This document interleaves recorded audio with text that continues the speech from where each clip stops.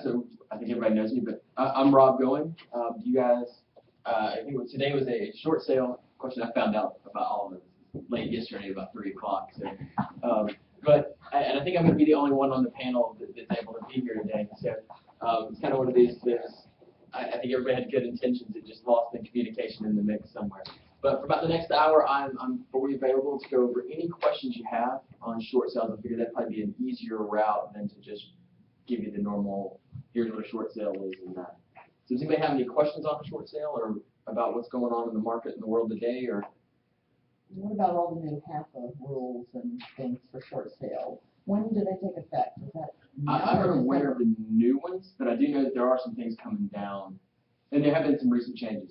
As far as happening, the ones that I do know that have changed, and I think this was because of the Department of Justice settlement agreement, I think it's that they are extending the HAPA program for a little bit longer, and they're also increasing the incentive to sellers. I think it's going, I think almost doubling, either going up from like 3,000 to 5,000 or from like 3 to 6. I think that's the big change. Are they increasing the incentives to the lenders, or like that may also be increasing? I think that might have gone up to like 8,500. That's what I heard, that second lien holders, maybe they have increased it to help move everything along. And those are the only, I think those are the two significant changes. There may be a few others, okay, but as far as it's gone right now, no, the vast majority of the ones that we've been actively working, we've not seen a big change in that. But now it could be too, the ones that we've been actively working have been in the pipeline for quite a while. Right. And so those may not. I know what I heard, and I didn't know what the time frame was, is when they have to give you their price. The lenders have to give you 30 days. Is it 30? I think so. But there's some little. Well, online, I have been reading that Bank of America has been following that. You probably would know better if they have, but they've been giving the price Bank of America has within 30 days. Right. Some of it's a little hard for us to gauge, or for me to gauge on that front, because keep in mind, sometimes we get a contract, it's ready to run, and we're not involved with it from the day of listing, so I don't know how long the bank's been actively involved or giving that information out. Now, we have been working with a few groups. I think there's a few third parties that work through Bank of America, and we have, for the past several months, had situations with those, because we knew from the day one that the listing came in, they were saying, all right, you need to market the property for this price. All right, reduce it, reduce it, reduce it. And so I have seen that, but from a standpoint of on your average deal, I get a contract and we're running with it, because all that's been done behind the scenes, or between the realtor and the bank, or the realtor and the seller didn't have any idea that the bank would be proactive enough to tell them what they could sell it for, and so that we didn't know the bank would do that in those situations. Does that make sense? And Rob, I just called about, I have someone interested in a short sale, and I called the listing agent to see if they already were working with an offer. Now, I've read conflicting information that the listing agent does not have to disclose that to you if they already have an offer and they're just waiting from a response from the bank. But she did tell me, she answered the question. But, I mean, are they obligated to take offers like the normal right up until the contract is fully ratified? We're going to keep in mind, on a short sale, the contract is fully ratified the moment the buyer and seller sign it. It has nothing to do with the bank. The bank is just a contingency in that contract. So the moment, if you're the listing agent and Wendy brings you a contract, the moment your client signs it, the moment her client signs it, it's a binding contract. And then we submit it to the bank, it's just subject to that bank's approval prior to closing.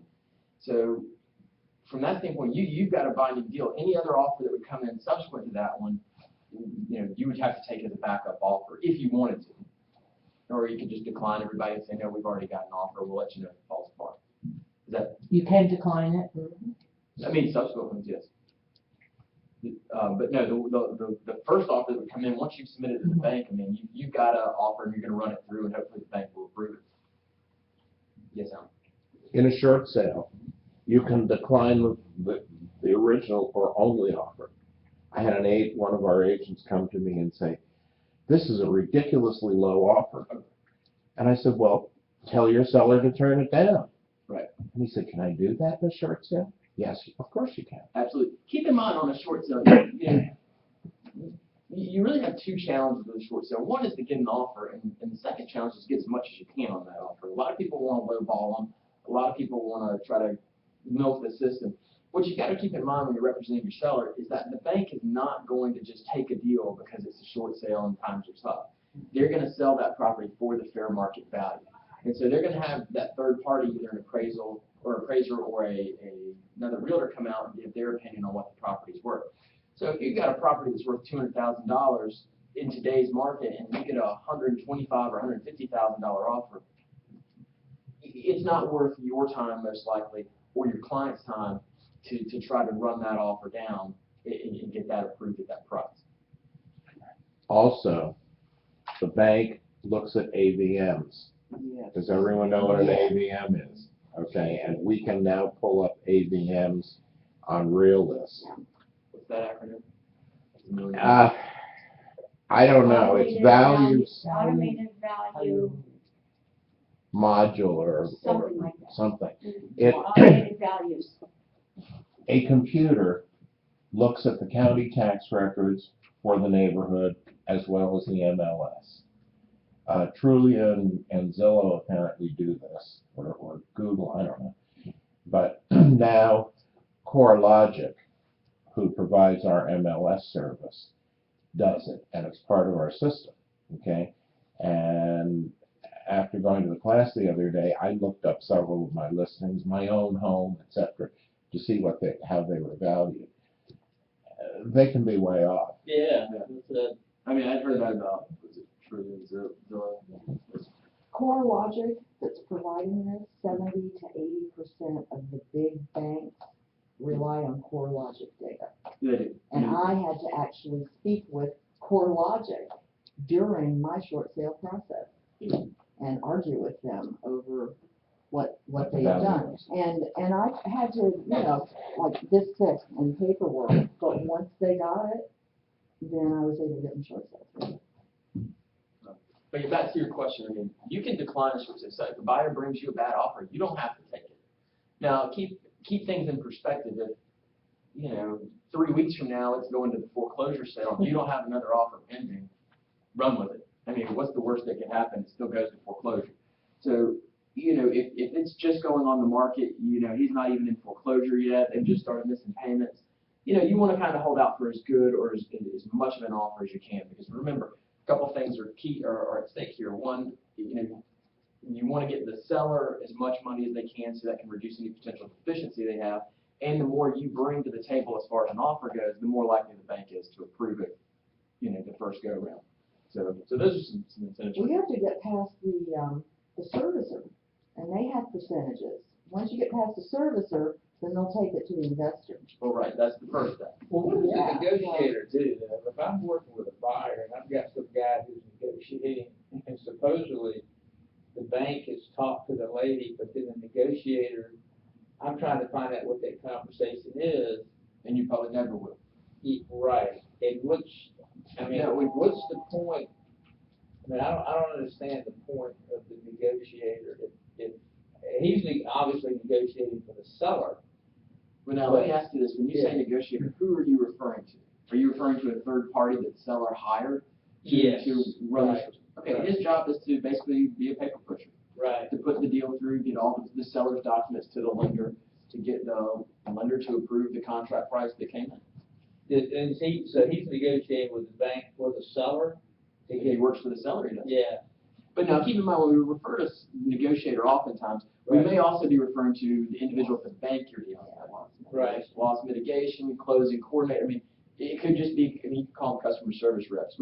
So negotiator really could encompass a lot of different people. Typically, I would consider myself, you could consider us a third party negotiator, but we really don't negotiate as much as we do help gather the documentation, submit it to the bank, interact back and forth with the bank on terms as far as, we do negotiate in that aspect. Right. But I would say generally when you hear the term negotiator, you're referring to someone at the bank. Okay. What I'm talking about, someone would be, Like a third party. representing, Yes. similar to you. Yeah, no, they represent the seller in those situations. The challenge that you can run into is that some of the folks around here have agreements that, I mean, basically, and this is where I find it somewhat of a conflict of interest, is that they represent the seller, but the buyer is paying them. Yeah, well, that's not the situation in this case. Okay. Well, Geez, I take that oh, back. That's crazy. I take that back. In a sense, they are. From the standpoint of the price, they'll negotiate the price lower, but the guy's getting some money out of the whole deal. But it's really not coming out of the buyer's pocket. Well, Matter of fact, I'm trying to think, I'm not sure how this is working exactly, but he is a negotiator for the seller. Too many cookies. He calls himself a negotiator. I'm not sure Yeah. if that's what he is or not, but. well, you know, I've seen it work several ways. There's some local folks that do handle the negotiations, and the way they work is, if your buyer puts an offer in on a property and the seller, obviously, he's not gonna have any money to pay the guy to do his job. The buyer will end up signing an agreement that if it's approved, they'll pay him either a nominal or a set fee, or I think it's typically 1% of the outstanding loan amount. Okay. And so the buyer then pays that to the negotiator. But that's handled typically outside of closing and shouldn't have anything to do with, you know, the negotiator should not be reducing their fee from the offer price. I Okay. mean, I would consider that fraud, Okay. especially if a bank, you know, if a bank is unaware of that, you could run into some issues there. Okay. Any other questions? Well, yeah, generally, why does it take so long? Well, it's a large process, and there's millions of people in it. You know, we look at it from my deal. Why is my deal taking so long? Mhm. Slap 2 million more deals in that across the country, or another 5 million, and you're just a number.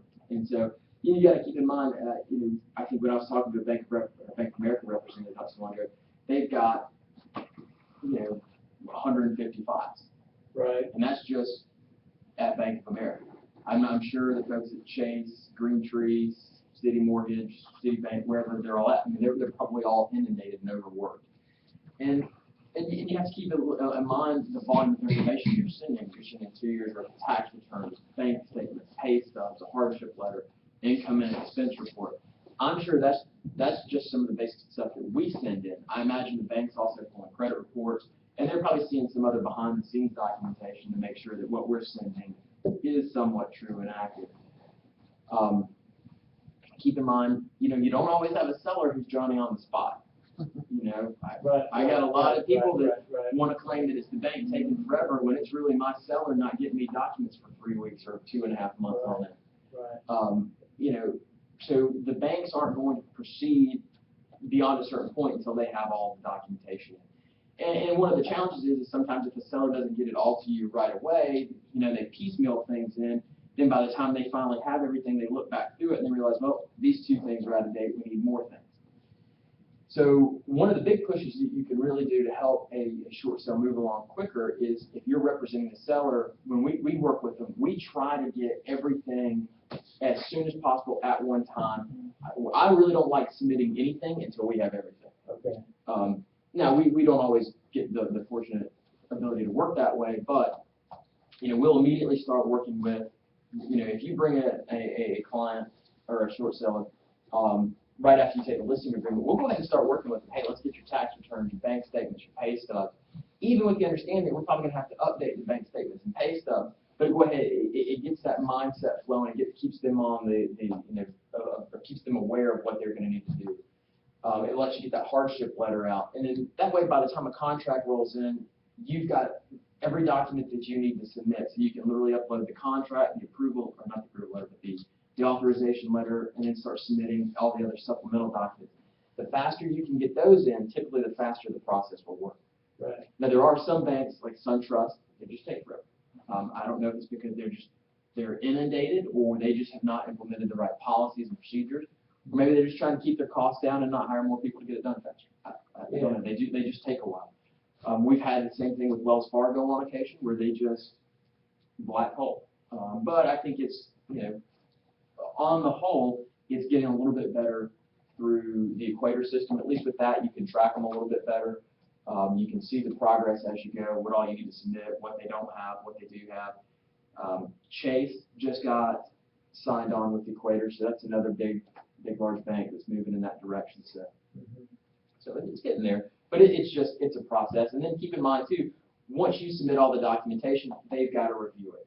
And I imagine it's not just one person reviewing it. They have probably the first guy gathers it, checks off some boxes, then it goes to the next person, and things like But that. isn't it, I mean, that's true for a mortgage. I mean, you need a lot of the same information when someone gets a regular mortgage, and they can close those in 45 days. But And they're then- making money. Huh? Here, they're losing money. It takes. Well, I longer mean, to I get to wonder decision. about that sometimes. I mean, and the And I had greatest plenty of mortgages that didn't close in 45 days.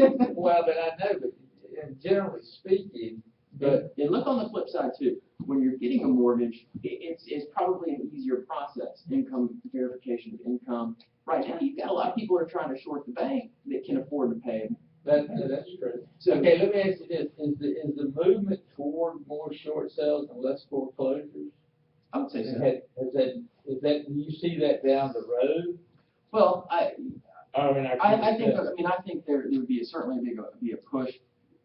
Well, first of course, I think the banks want you to keep your house because they want you to keep that money rolling in. Right. If that can't work out, I'm positive they'd rather do a deed in lieu of foreclosure or short sale as opposed to a foreclosure if they can. Okay. And the reason being is that it probably nets them more money long term or saves them money if they do a short sale versus it being, a foreclosure. If the boat goes to foreclosure, they've got to pay attorney's fees. Once they own it, they've got to pay taxes, get a realtor, get it marketed, get it listed, get it sold. If something happens to it, they're paying insurance on it. They become an owner.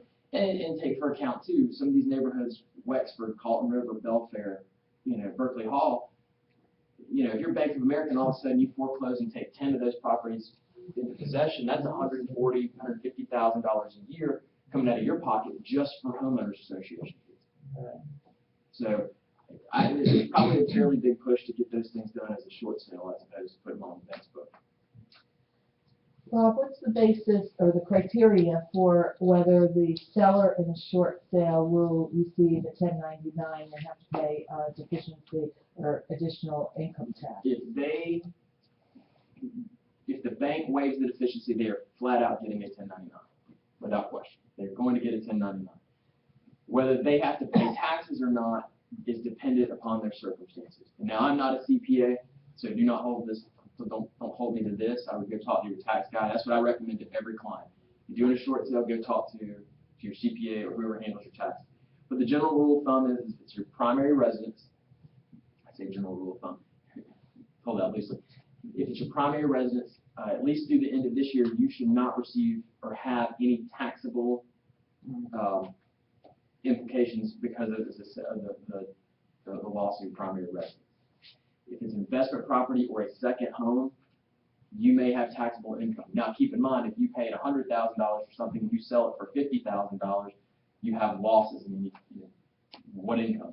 So there may be ways to write that off. And unfortunately, I'm very inept at doing my own basic taxes. So I highly recommend when I talk to my clients about that, they ask questions, I give them a very basic rundown of what to expect. And then I defer them over to their accountant or their CPA. I mean, my job is to get them out of the house. I let somebody else handle the tax implications. The best thing you can do is probably do the same, because I know that stuff changes fairly quickly.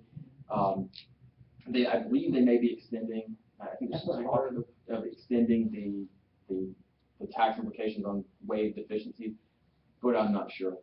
If it's second home investment property, they may not be able to get out of paying taxes on it. But you should have to cross that bridge. Just curious about something. I have a client, out of state attorney, who has bought over the years packages of bad loans from Wachovia and then gone after the people, and he's made a lot of money doing it. Right. That's probably going to be the next big market. That's what I was thinking. Isn't the judgment only good for 10 years? A judgment is only good for 10 years. But there's been some case law now, and this is a little confusing.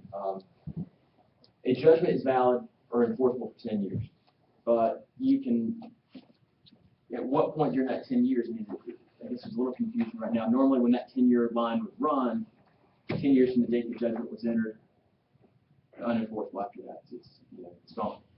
Now there's some question is if on 2 days prior to that 10-year judgment running, if somebody goes in and starts double checking or files an action to check your finances out, does that automatically go beyond that? Does it allow it to go beyond that 10-year period? So there's a little bit of confusion in that. There's some case law that's come down, I think, within the last year or so, and I'm not sure if that's been clarified yet or not. But you're right, that's going to be the next big thing. That's probably where we're going to see your next big group of millionaires coming in. What's happening is people are looking to buy debt from the banks, and they're going to start suing people for it. Now, what we're seeing, or what I haven't seen, is a lot of people that have had deficiencies held against them. Very few seem to have had the bank calling, trying to collect on it. So who knows what's going to happen with that? I mean, is the bank going to just at some point turn it into a judgment, or are they going to sell that debt, and the next thing you know, these people can be dealing with creditors for the rest of their life, or is some young attorney going to go buy it and start suing people and getting judgments and then going after them? Who knows? So, but I do see that being something big within the next about 3 to 5 7 years. That answers your question. Yeah, thank you. That's what I thought. That's what, when the short sales dry up, that's what you need to start doing. You need to save enough money. We're already looking into that. Downside is if I have to sue my own clients, I have to. No, I'm just kidding. You gotta make a living. Yeah, that's true. But hopefully, who knows? I mean, let's hope that what happens on stuff like that is it gets resolved prior to that. I'm hoping that what the banks will do is start being a little more proactive and reach out to people and say, here, let's try to settle this for pennies on the dollar and just call it a day.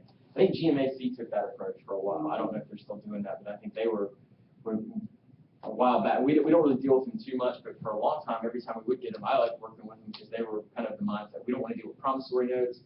Here's what we want. You get this to me at closing. We're done. That's it. Everybody goes their own way.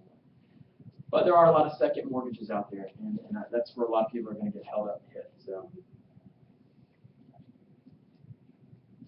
So right now, second mortgage people still the owe. I know you mentioned that half or whatever, some things changed. Weren't they like coming out with $1,000 or something? About 3,000 usually, but it varies. I mean, the rule of thumb has been anywhere between 3,000 and 6,000, I would say. And then you started seeing there for a while it was a certain percentage. They would get a percentage up not to exceed $3,000 or $6,000, and so it can fluctuate. And then sometimes it varied per lender. Some lenders would give more depending on certain set of circumstances. For the most part, you could, I think if we had to do a mock HUD, we automatically just assume it's going to be $3,000. But they would get nothing when it went to foreclosure, right? Right. Well, all right. If they settle for 3,000 or 6,000, are they waiving the deficiency? Well, and again, that's all dependent on the approval level, and that's the game you have to play. Sometimes they will waive it, sometimes they do not. Oftentimes that 3,000, that whatever typically what that contribution from the first to the second is not so much so that they waive the deficiency. It's all about just getting that lien released. And so here's some other things too you have to keep in mind with about half of. Let's say you've got a bank that's required to participate in half a program as your first lien holder, and then a non-participating bank as a second lien holder. Say it's like a small local bank. Your half is no good. You can't go through half.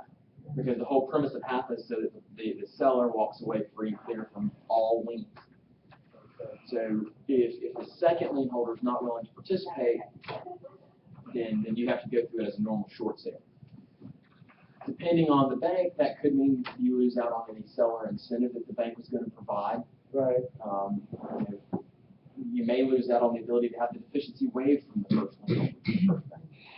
So half is great when you know that you've got 1 or 2 mortgages and it's Bank of America and Bank of America, or Bank of America and Wells Fargo, or some of the larger banks. But you start seeing like a Bank of America, maybe a Regions or a Coastal States or any other local regional bank that may have not had to participate in half the program.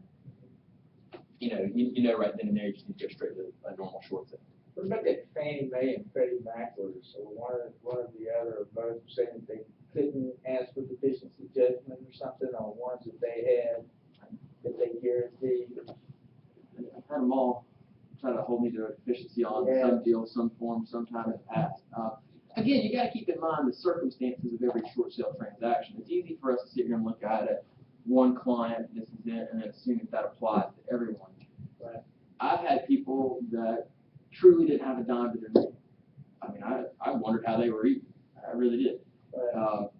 I've had clients that were wealthy, they just didn't want to own it. Then I've got clients that could probably continue to afford it, but when you sit down and run the numbers, is it worth paying $500,000 for a house that's worth $275,000? Right. You know, and you have to make that decision. So when you're a bank looking at whether there's a deficiency or not, it also depends on income.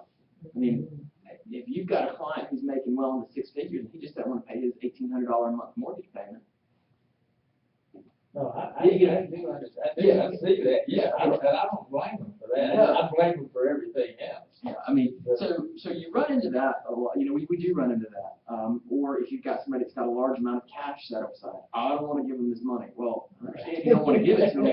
They don't want to take a massive loss either. But you know, you're going to have to come to terms. Right. And so far, banks have, I mean, for the most part, seem to be fairly willing to work with people. I mean, I've never had a bank just go, I want every dime this person has, clean out his checking account, and then we'll do it. I mean, you know, they've always seemed to balance the act very well. Now, I've had plenty of situations where I thought that they didn't, you know, maybe a BPO came in bad or appraisal came in bad, and then, you know, my client either had a little bit more money coming in than we would have liked, but, you know, that's just a bridge you have to cross with each transaction. And you really do have to, when you're working these, and it's hard for me because we have so many, because it's easy to group them all as why won't they treat this one like they did the last one? Every short sale is vastly unique. I mean, when you're sending in tax returns, bank statements, pay stubs, you're seeing a whole different side on this one than you are on the next one. So, you know, it's just kind of a hodgepodge of what you get. And plus, you've got different banks that have might have slightly different criteria. You've got, you know, different negotiators or different individuals at each bank working. You know, I oftentimes tell people that you could probably have 3 properties that, you know, let's take you for example. Let's say you have 3 properties that were next door to each other that you're selling as a short sale with Bank of America. You might get an offer on all 3 at the same time by 3 different individuals, 3 different buyers. Submit all 3, you'll get 3 different negotiators, and you're gonna have 3 different scenarios play out. One may hold you to a deficiency, another one might waive it, and another one might ask you for a promissory note. Right. Consistency sometimes is not there. And I don't have a reason for that. Will you walk through for us what potentially happens if they release the note, but they reserve the right for a deficiency judgment, and 5 or 10 years later you buy that note? What happens? I'm now living in a mansion. I have $1 million in the bank, and I'm driving a Rolls Royce. All right. So some of your concerns that you should have. Let's say, or what Alan's asking is, let's say, here's a good example on where you should worry about this. Let's say you got a seller has a first and a second mortgage. First mortgage gives him a deficiency waive. Second mortgage says we're going to hold you to the deficiency, but we're going to release the mortgage on the property. So the guy sells it, moves on, but the bank doesn't immediately get a judgment. They don't take him to court. They just leave that balance due out there. Maybe it shows on his credit report. Who knows? Let's say, like Alan said, 7 years down the road, all of a sudden this guy's back in business, doing real well for himself, goes out and buys $1 million house, all this. Bank gets wind of it. They very potentially they could take that judgment, or that outstanding amount of money due on that original note for the second lien, and they could take and file a lawsuit for failure to make a payment and get a judgment against him, and then go after his funds or his money or his possessions. Could they put a lien on the house? Absolutely, they get a judgment. Now, remember, they can't just go out and put like another mortgage on that house, but what they would do is take the deficiency amount of that second note, or go to court, take him to court, get a judgment, and then that judgment then blankets everything he owns. So if he owns that house free and clear, yeah, they could take that house. They could take his next house. If he owns, you know, went out and bought himself a Lamborghini, and they got him a new car. Okay, so 7 years later, they can go after the amount of the judgment plus interest for the 7 years, plus Plus penalties, and interest, I mean, yeah, very potentially, attorney's fees, I mean, all forms of collection costs. I mean, interest still runs and accrues. Now, here's probably, Even though they did not take steps to collect that sooner, well, keep in mind here, let's say you sign a 30-year promissory note. Here's my question, and this is the answer. You sign a 30-year promissory note and you default on year 4. Year 5, you sell it. They release the mortgage. And they technically might have another 25 years to decide to go after you on that. So you could let that sit, they could let that sit for the next 22 years and then decide potentially to go after you. I mean, because of the terms of the because of the original terms, agreement, yeah, that's the key then. that could be the key. So, I mean, I don't, as far as I'm aware, I don't know that there are any rules or statute of limitations that would prevent a bank from being able to ride that out as long as they want. So after that, maybe you'd have something in court that had expired too, and they didn't act on it. Potentially, That would be maybe your only little loophole there. if you get lucky. What are the assets that, a seller could have and they would be protected from, Well, you have your 401k is protected. You got that. South Carolina, we don't do wage garnishment. So if you've got a South Carolina person, the only time that you can do wage garnishment I'm aware of, I believe, is child support and maybe alimony, but I don't think they do it for alimony. It's just child support, and it might be one other circumstance. What's that income tax? If you owe income tax. But not that I'm aware of, but again, I don't.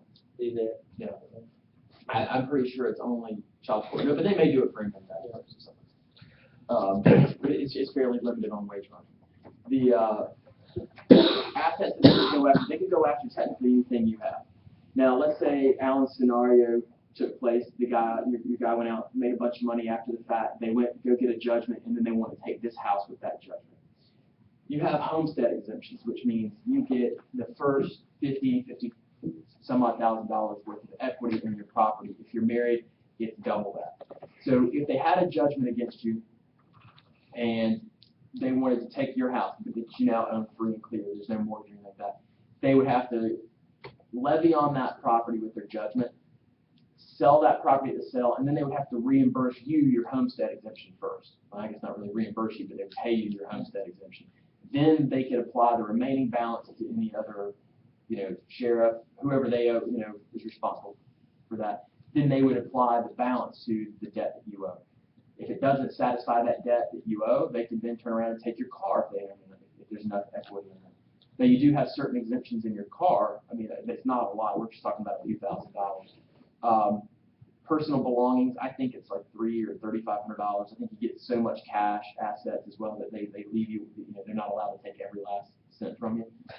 A few things like that, but understand if you own everything free and clear, you're fairly exposed. And other things to look at too is, let's say they do get a judgment against you. And this is what I've started seeing some of these where people will call and say, hey, I'm being foreclosed on. I want to hide some of my assets and protect them. You can't really do that because there are statutes out there that prevent me from skirting judgments. And there's some criminal penalties to it. There's some other punitive measures to it. So if you have a judgment against you, you can't intentionally hide your assets not to pay a judgment. And so we run into a lot of that.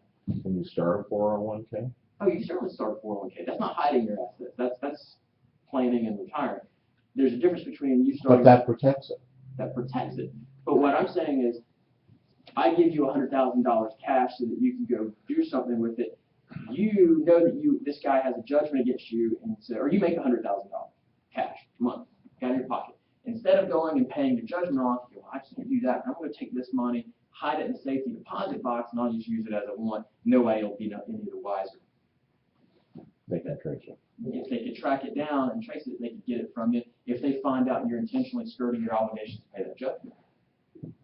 But you can put it into a 401k and be clear. But you're skirting it by doing that. Like I said, I'm not an expert on collections law, but I mean, I don't think there's anything precluding precluding you from saving and planning. I don't know if you're going to be able to take $100,000 and immediately run over and go stick it in a 401k. You might be able to. Maybe that gets you in trouble and they go to court and they get it undone. I mean, I'm not saying that's going to be free and clear for you. My overall point is that you cannot intentionally defraud a judgment holder without them coming and getting you. Well, Can what you about put the- people who like will put it in the spouse's name, so then they'll buy something else, they'll put it in the spouse's name, or they'll put it in the kid's name, or, Nothing keeping you from doing that. Yeah. I mean, it's like people that have an LLC. right. You know, all the money stays in the LLC. That's what they're there for. You know, but again, you've got to be very careful doing that if you're that person doing it, because if the person has the judgment against you, can find that you are intentionally defrauding him and you're using that LLC for a purpose other than what it's intended for, he might be able to pierce that corporate veil and go after the funds in that LLC. Not saying that's going to be an easy process that he'll win it, but you know, you just have to be, you know, Can they get a court order to open your safe deposit box? probably.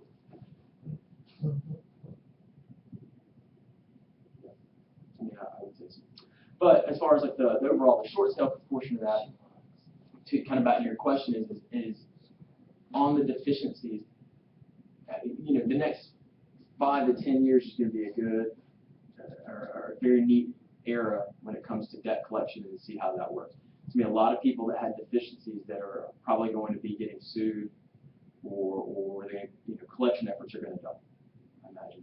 And you don't seem to see a lot of that now. I've had very few clients that have had, hey man, I'm just getting hounded by the second or even these collection agencies. 1 or 2 have been contacted, but not on the whole. So I don't know if they're ever going to do anything with it, which I'm sure they will, or what they're. I think it speaks to maybe what you said too, or they're just getting their, the last 3 years, they're just getting their functions and processes together, so they're like, everything's finally kind of settling, and they all have their processes kind of starting to be Right. somewhat streamlined, so now they're like, okay, now what are we gonna do? Right, You and know? in a kind of like this too, you know, keep in mind with everything that's going on, banks are constantly in the national spotlight. The last thing anyone wants more press and publicity about them going after somebody who's already lost their house and home. Give it 3 or 4 more years, the economy's better, you've had, you know, we have a quick tendency to forget things here in this country. So, you know, you imagine 3, 4, 5 years down the road, what was a short sale? I don't remember that. That's just a speed bump along the way. This guy's not paying his bill, go get it. You know, so who knows how that's going to play out. But, you know, here's the other thing too that I always advise a client of. Once they release their mortgage, that debt becomes unsecured debt. You'll file bankruptcy. If it's between me and $200,000 worth of debt and getting restarted, run out and file bankruptcy, get that taken care of, start fresh. So I always try to sit down and advise a client, like, here are your options. You know, try the short sale first. If we can get you through the short sale without any deficiencies and you walk away, great. If at the end of the day we do the short sales and you're stuck to a large deficiency, let's go sit you down in front of a bankruptcy attorney. You don't have to do it, but at least educate yourself and know what your options are.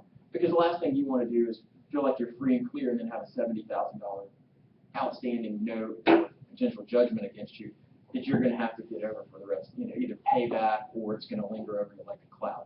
Because that's going to show up on your credit report. You're not going to be able to go out and get a new loan for a house if there's a $70,000 note, you know, sitting out there years down the road most likely. So, Although, you know what a lender told me? A lender told me that,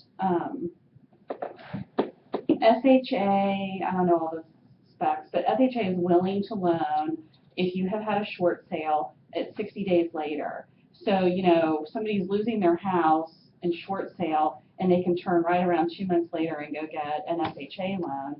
And I have not seen that happen, but I do know that I've seen it. I think it's 2 years on it.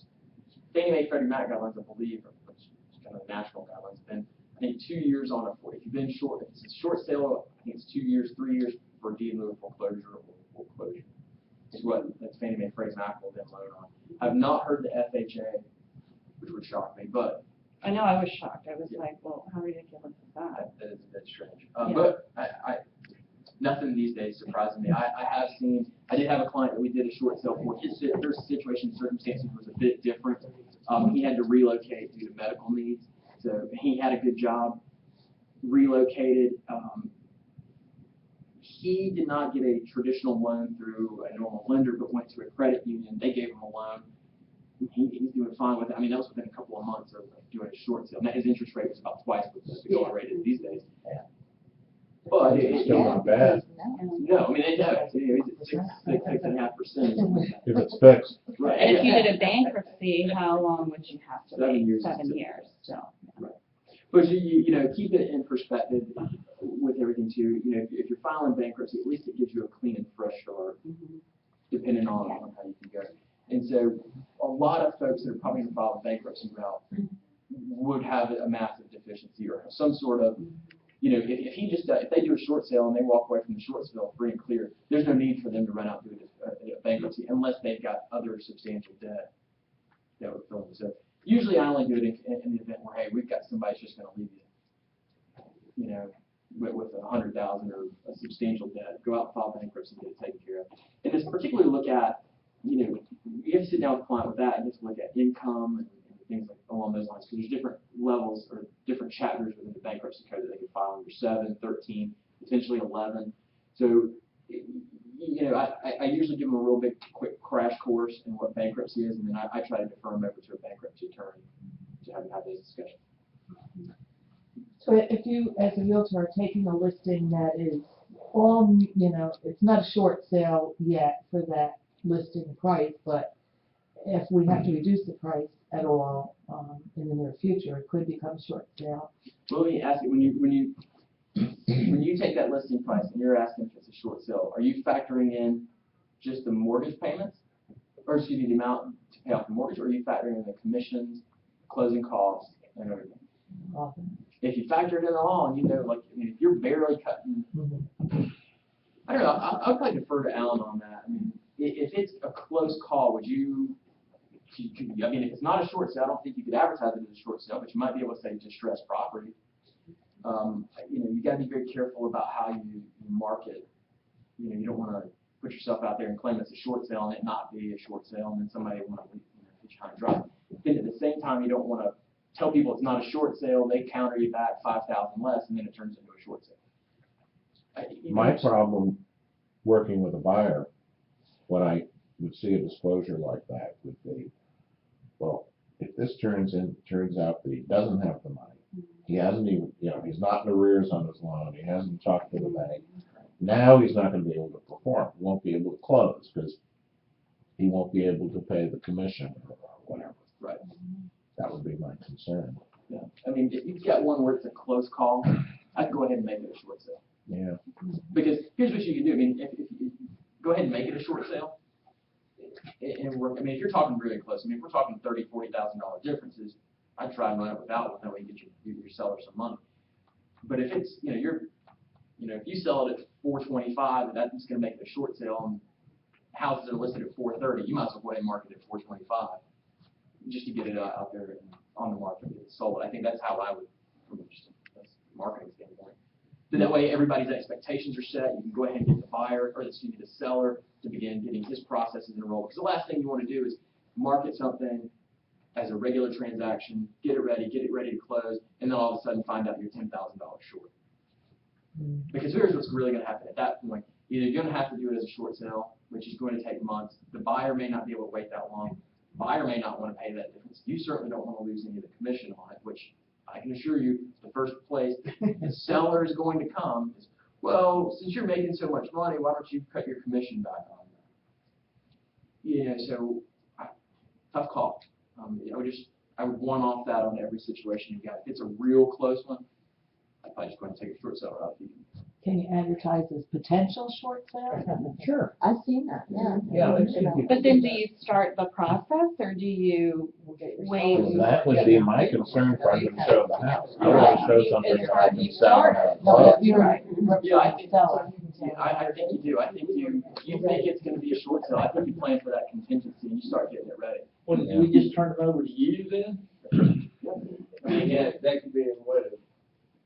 I mean, I'll work short sale in any manner method that works best for your ethic or the client style. And what I mean by that is, I've got some realtors who want me involved before the listing agreement, and some that want me just, hey, here's the listing agreement. What do we need to do? He's on board with everything. Others, here's the contract, here's your $500 check, I've already told them about it, they're good to go, they'll be giving you a call and they're getting the documents over. We try to accommodate every different situation that we can.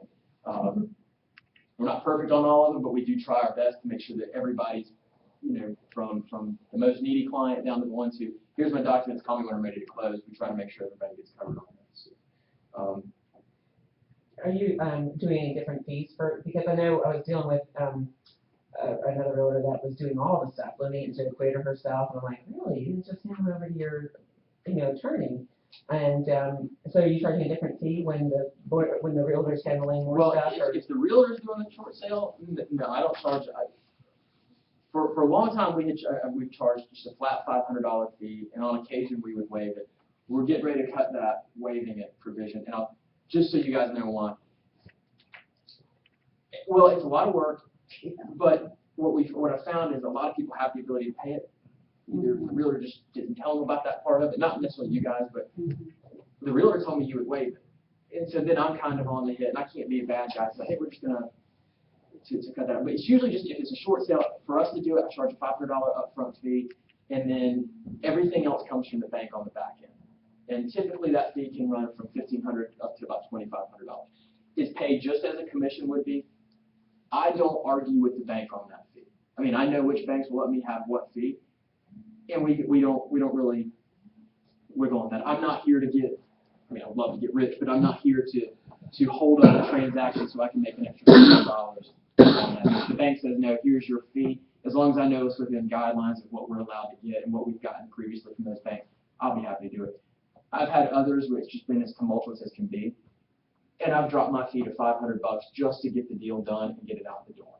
Yeah, I was thinking of this agent, and I was wondering why she's a very busy agent, and I was wondering why she's handling so much of it. She's going back with the asset managers, and she's doing all the work, and I'm going, why don't you just use Rob? And sometimes though, that I did all of my work pretty much as far as the negotiating on the short sale, because if maybe she has a relationship, she's got her foot in the door with the valuation department, then she's likely going to get it through. But if you introduce another person, maybe not. I mean, once you're so far into it. I would make it determined upon the circumstances. Yeah. It depends who you're working with. If it's a coastal states bank or something like a small bank where you can make a phone call and talk to the guy you need to talk to and he's going to make a decision quick, go either, I'm here to help you guys out.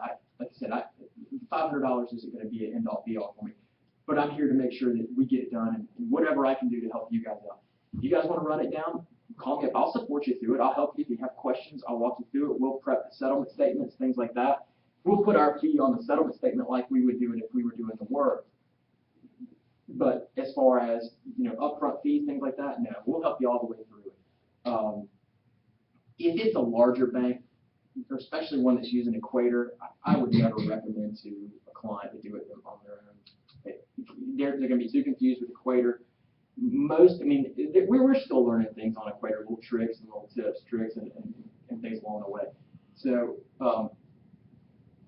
I would keep that in mind. Each circumstance, and then from a realtor's perspective, you guys have seen these. How time consuming are these things? If you're working 3 short sales, you're not out selling or trying to take new listings. Your just time is monopolized trying to work a short sale. So you're better spent handing the file over to someone like us, letting us do it. I mean, if we get so busy, I just hired a second person just to do short sales on top of the other person I have. If we get busy enough again, I'll hire a third person. Keep in mind what your goal is. If you're going to be a realtor, be a realtor. Don't be a short sale negotiator specialist. That's the thing. You should tell the banks that they can hire more people. Man, I'm just a small animal. I don't barely get my staff to listen to me more or less. I wonder if you are seeing less, more the same of the mortgages being sold during the project, all these things continuing to happen. You don't see that too often, but it does happen. We've had some that were sold 2 days prior to a deal being done. It doesn't happen very often. A lot of times it depends on the lenders.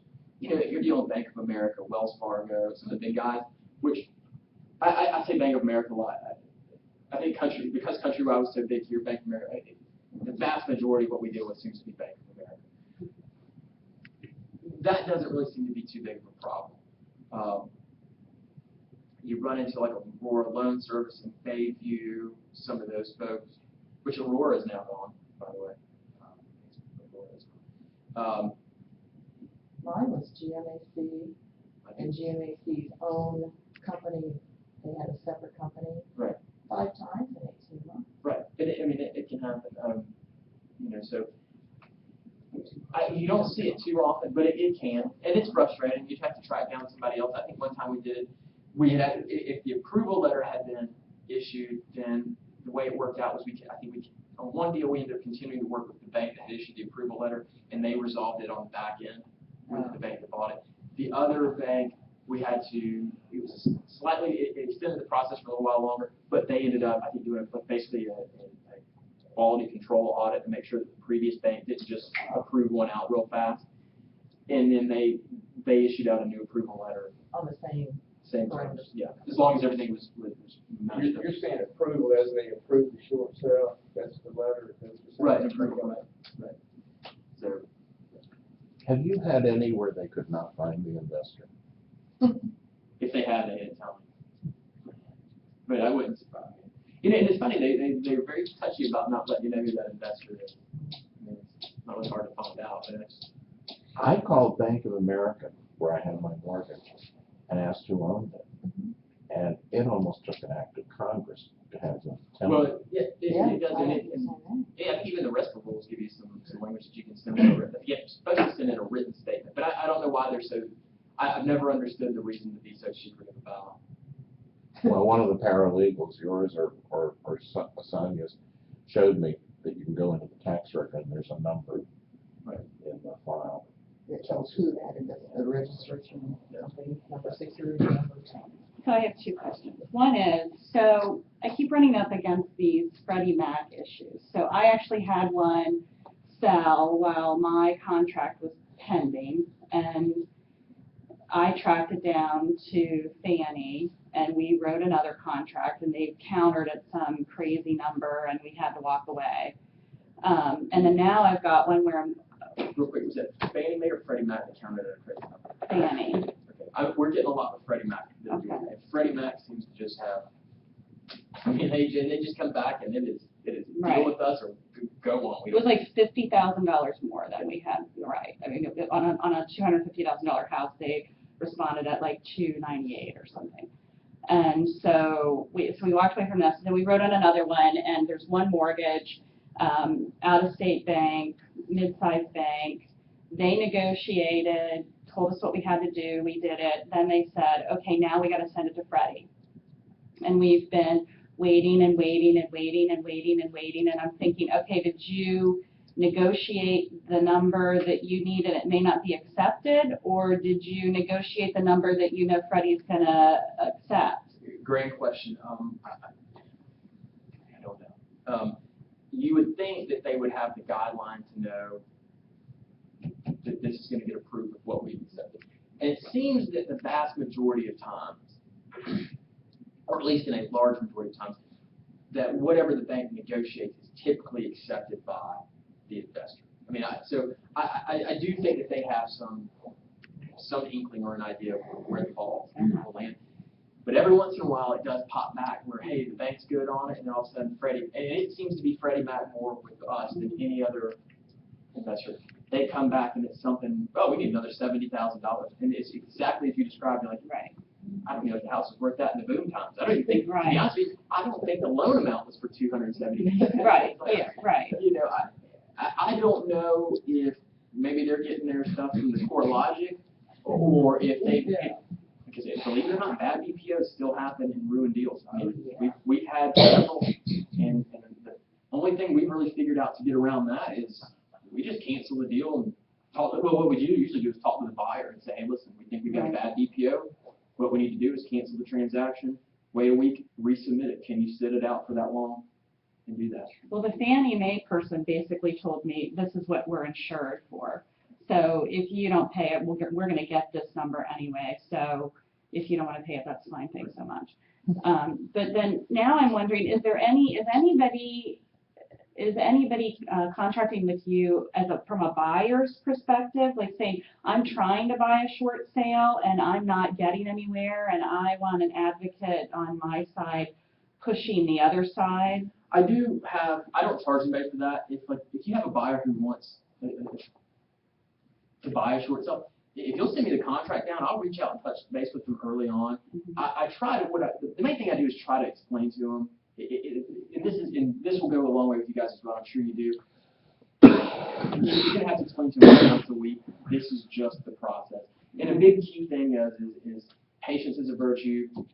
If you know who the lenders are, like if I know SunTrust is going to be on the other side, I immediately try to say, listen, if this closes in 4 months, it'll be what we call first. I try to set those expectations, and I even try to, a lot of times we'll say, hey, listen, you need to plan this for like 9 months down the road. That will go a long way in giving them those reassurances. It's even hard for us to get updates from other attorneys' offices. Hey, what's going on? I won't get a follow-up for days. It becomes, it is a challenge, and I wish I could give you a better explanation. We try to push them, but there's really nothing that we can do. Are Freddie and Fannie the worst to get an answer from, or not necessarily? Not necessarily. I mean, I always hate Freddie the most, just because I've had so many of those bounce back, and it's exactly like, it's never like, hey, we need $5,000 more. Right. Hey, we need $49,000 more. Right, Like, exactly. where did that come from? Right. How could everyone have missed this mark by so much? Well, and on that one, what had happened was, I've got the buyer, it's listed, and it was listed for like $260. We wrote at like $255, and it sold at the auction for $225. So then we wrote the same offer to Fannie, and yeah, they came back at like $298. It was just like totally out of left field. And of course, a buyer's looking at it, that it just sold at the sale for $225. What's the extra $75,000? And there's no explanation for that. All right, here's what you got to watch out for at the sale, and this can be a little confusing. If a bank buys it at the sale, don't really worry so much about the sale price. You're talking about the master equity sale? That may not, what it sells for if the bank gets it is not necessarily indicative of what that property's value is. Right, exactly. Because it doesn't take into account the other liens that may be there, and no attorney costs, and no blah, blah, blah. Right. Well, and they bid as low as they can because the court costs depend on how much they bid. Right, and so a lot of times that's why if you ever do 25, I think sometimes you get $2,500. The reason for that is I think that's the lowest they can bid to keep their costs low. So oftentimes, if a third party buys it at the foreclosure sale, which a lot of people do, that can be, it's still not necessarily indicative of the fair market value of that price, but it's probably going to be a little bit more, actually I'd say it's probably still about a third less than what the fair market value is. But that will become the fair market value to another step up or so. Well, Hopefully we're past that point. Yeah. Yeah. But no, I can tell you what we see a lot of people still buying them at the sale and then turning around and they'll find out who had the contract originally, and they'll go back to the agent that had the contract and say, hey, is your guy still willing? I'll honor that old contract. Now, see, I just heard about somebody who bought a villa at the sale in June. And they bought the villa for you probably know the story, for a really low price. And then now it's 2 months later and there was a lien because they didn't do their due diligence before they went to the sale. So they paid whatever it was, $7,000 down, and a balance of 120 was due or whatever. But now there's an $80,000 judgment out there that wasn't accounted for in the sale. And so if he wants to move forward, he's got to pay the 120, and then he's got to pay the $80,000. So, I don't think people realize when they go to the sale, sometimes they don't understand that they have to do the due diligence beforehand to figure out. It's a tough one. I mean, right. I very rarely like to do, when people call last minute, I really don't like doing those. Right. I mean, my thought is if you're going to go spend $200,000, go spend $200 on an abstract a week or so ahead of time. And I understand the challenge in that you don't want to wait, you don't want to spend $200 on an abstract just for it to get pulled from the sale, but, But 80,000 versus 2. and that's, buyer beware. But you can do that for people who do want to go to the sale. Yeah, if you've got a buyer, here's something I recommend too. If you've got a buyer who's dead on, this is the property I want, he's had a contract in on it, that's a short sale, the short sale's probably gonna fall apart, you see it on the list, go ahead and call me and say, hey Rob, we wanna go ahead and get an abstract, or I'll get you in touch with the abstract company, get them to order it. It costs him probably less than $350. That way he's got it. He can find out, make sure that, hey, if we do the short sale, we don't get 2 bank approvals, get ready to go, and then all of a sudden find out there's 2 other liens.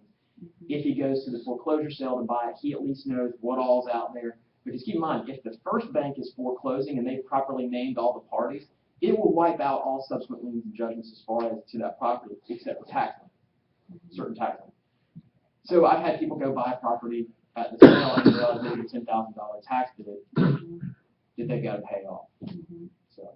And the other issue with that one was that it hadn't been vacated. And so I guess then there's an issue with. Yeah, if you've got tenants, it gets even more complicated. Right. Yeah. Now, if it's a homeowner, if you buy it at sale, you might have to go file an action to get them thrown out. If they're a tenant, they're going to have to show a real lease. And if they've got a legit lease, you might be honoring that. So, You're a landlord for a while. yeah, it could be. And so, Or cash for keys. So someone wants to buy a place at the master equity sale, they went That costs and more. said, hired you or someone to do it, they would know that there was a tax lien, and they would know all the liens against the property, right, if it was searched. I think to do an abstract, sure. I mean, as long as the abstract gives me Okay, I just want to make sure that they would find a tax lien too. But yeah, I mean, anybody that's going to buy something at a foreclosure sale, I would highly recommend them spending a little money and get a search done. I mean, it's worth it.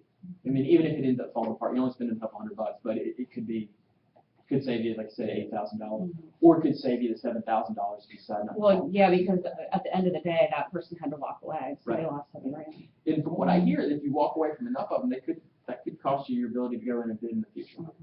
I don't know I that read anybody. that somewhere. I don't know. Yeah, and I don't know if anybody's ever been banned from it, but I've heard that. It costs an automatic $7,000 to walk away. Whatever Plus your your, deposit. whatever your deposit, Oh, your his just deposit. happened to be that, 5%, they asked for 5%. Yeah, so I mean, if it was $1 million property, it's $50,000. So see, and that does happen. The ones to really watch out for are the upset bids. I mean, you see people go to those. And I've seen people buy. I've had to get a few people out of buying a condo, because they don't realize that it's an HOA lien that's foreclosed, and not the bank. So I've had to get a few folks out of it. Now say that again, what is it? You really have to watch to make sure who is foreclosing. Mhm. As long as the first lien holder is foreclosing and they've properly named all the parties, it's good. If the second lien holder is foreclosing and you buy it, you take it subject to that first lien holder. And so, I've had people go and they think they get ready to buy a beach and tennis or somewhere for $12,000, but they don't realize that they just paid off the HOA dues. They still owe, the first and second mortgage to come in and take it from them. So if you get anybody who's definitely looking at, if it's a bank foreclosure, and you could probably do enough due diligence quickly online your own to make sure it's the first lien, that there's no judgments pending against these people, and you can maybe feel comfortable enough to go to gamble on. If it was an HOA, you need to do your homework on this. Because let me tell you, occasionally there are a few screaming deals out there on HOA where somebody is free and clear on a mortgage. It's free and clear. He just owes $6,000. Happens very rarely, but it does come up. It can happen. But the vast majority of those, you end up buying it subject to, or second lien, or anybody else that's got things in front of yours. So you do have to be careful. If it's not a bank foreclosing, you need to really do your homework, figure out who's foreclosing, why, do they have the ability, the priority above everyone else to foreclose. Any other questions?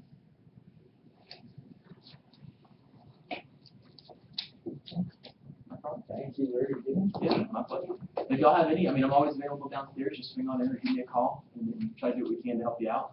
Like I said, I just hired another person to help me with short sales, so we've got 2 full-time short sale paralegals now. Keeping them busy, so help me out with that, 'cause it's not cheap hiring. Let's see what we can bring you. I appreciate it.